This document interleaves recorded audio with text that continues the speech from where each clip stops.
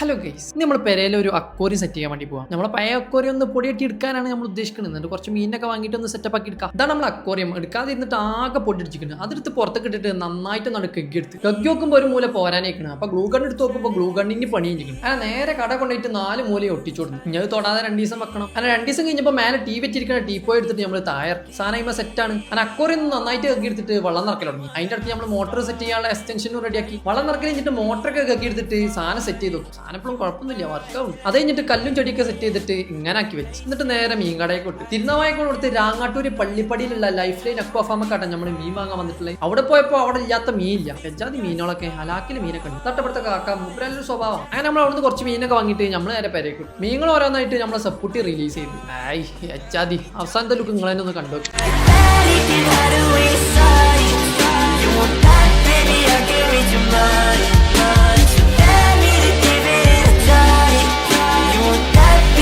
അപ്പോൾ ഫോളോ ചെയ്യാൻ മറക്കല്ലേട്ടാ. ബൈ.